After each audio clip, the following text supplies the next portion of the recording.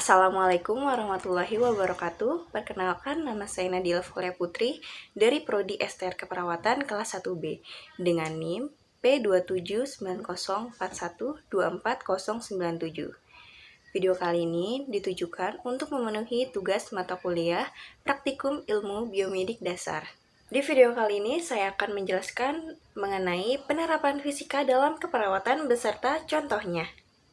Yang pertama, bioakustik. Bioakustik adalah ilmu yang mempelajari tentang suara yang diproduksi oleh binatang, manusia, maupun benda lainnya. Bioakustik terdapat dua unsur, yaitu ada bising dan bunyi.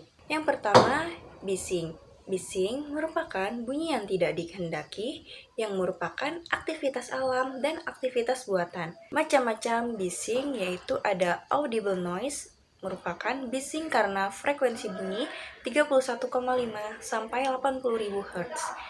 Lalu ada occupational noise, merupakan bising di tempat kerja, bising mesin ketik. Lalu ada impulse noise, merupakan bunyi yang menyentak seperti ledakan meriam dan pukulan palu. Yang kedua, ada bunyi. Bunyi merupakan getaran yang merambat. Ini merupakan gelombangnya longitudinal, butuh medium seperti benda padat, cair, dan udara. Makin padat suatu zat, makin baik juga menjalarkannya bunyi. Frekuensi bunyi. Yang pertama ada audiosonik, merupakan bunyi yang frekuensinya 20-20.000 Hz. Bunyi yang dapat didengar manusia. Yang kedua, infrasonik, frekuensinya 0-20 Hz.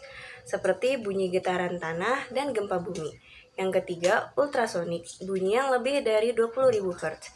Biasa digunakan pada dunia kesehatan, misalnya pengobatan. Contoh penerapan bioakustik yaitu ada USG atau ultrasonografi.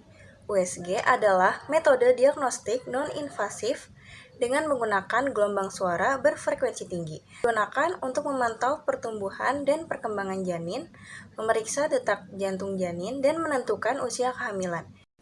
Yang kedua, stetoskop. Stetoskop merupakan alat yang digunakan untuk mendengarkan suara organ di dalam tubuh seperti denyut jantung, nadi, organ pencernaan, dan paru-paru. Yang kedua, biolistrik. Biolistrik merupakan energi yang dimiliki setiap manusia yang bersumber dari ATP atau adenosine triphosphate, di mana ATP ini dihasilkan oleh salah satu energi yang bernama mitokondria melalui proses respirasi sel. Ada dua hukum biolistrik. Yang pertama ada hukum Ohm. Hukum Ohm adalah arus listrik yang sebanding dengan tegangan dan berbanding balik terbalik dengan resistensi. Yang kedua ada hukum Joule. Hukum Joule merupakan arus listrik yang melewati konduktor dengan perbedaan tegangan dalam waktu tertentu yang akan menimbulkan panas. Macam-macam gelombang listrik. Terdapat 3 macam gelombang listrik. Yang pertama, arus bolak-balik atau arus sinusoidal. Yang kedua, arus setengah gelombang.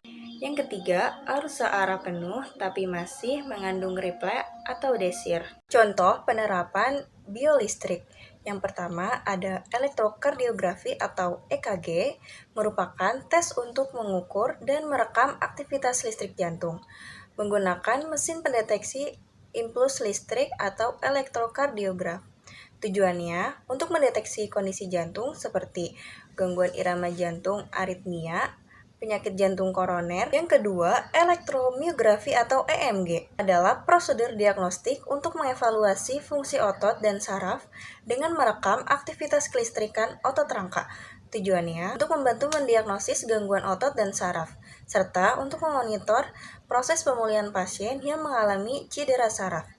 Yang ketiga, elektroensefalogram atau EEG merupakan pemeriksaan medis untuk mendeteksi aktivitas listrik otak dan mendiagnosis kondisi otak. Tujuannya mendiagnosis gangguan otak lain seperti demensia, gegar otak, dan ensefalopati. Yang ketiga, biooptik. Bio berasal dari bahasa Yunani yaitu bios yang artinya kehidupan. Optik berasal dari bahasa Yunani yaitu optikos yang artinya penglihatan atau cahaya. Jadi, biooptik ilmu yang mempelajari cahaya dan penglihatan yang berkaitan dengan kehidupan. Secara spesifik, ada klasifikasi optik, yaitu yang pertama, optik geometri, merupakan mempelajari prinsip-prinsip yang mengatur pembentukan gambar pada lensa, cermin, dan perangkat lain yang memanfaatkan cahaya. Yang kedua, optik fisika. Optik fisika juga dikenal sebagai optika gelombang, yang mengkaji fenomena seperti interferensi, difraksi, dan polarisasi. Contoh penerapan biooptik. Yang pertama ada endoskopi, merupakan pemeriksaan untuk melihat kondisi organ dalam dengan menggunakan selang kecil berkamera. Tujuannya memeriksa penyakit pencernaan seperti radang usus buntu dan obstruksi usus. Kedua, sistoskop merupakan alat yang digunakan untuk memeriksa dan melihat struktur kandung kemih yang dimasukkan ke dalam uretra. Prinsipnya sama dengan endoskopi. Yang ketiga, bronkiskop. Bronko merupakan bronkus, kopein memeriksa. Jadi bronkiskop merupakan alat yang digunakan untuk melihat struktur bronkus paru-paru. Keempat, ada biofluida. Biofluida merupakan segala jenis zat yang dapat mengalir dalam wujud gas maupun cairan. Fluida dibedakan menjadi fluida statik dan fluida dinamis. Yang pertama, fluida statis merupakan salah satu cabang ilmu sains yang membahas karakter fluida saat diam. Biasanya membahas tekanan pada atau yang diberikan fluida. Yang kedua, fluida dinamis merupakan fluida yang dianggap tidak kompresibel. Jika diberikan tekanan, maka volumenya tidak berubah, tidak mengalami gesekan pada saat mengalir, namun dapat diabaikan pada dinding. Contoh penerapan biofluida. Yang pertama, sistometri, alat untuk mengukur tekanan kandung kemih. Alat ini terdiri dari pipa kapiler yang mengandung skala dalam cm H2O. Pipa kapiler ini dihubungkan dengan jarum melalui pipa karet. Kedua, ada tonometer, alat yang digunakan untuk mengetahui TiO atau tekanan intraokuler pada mata. Dipakai pada penderita glukoma. Satuan tonometer adalah Hg atau TOR. Tekanan normal 12-23 mmHg.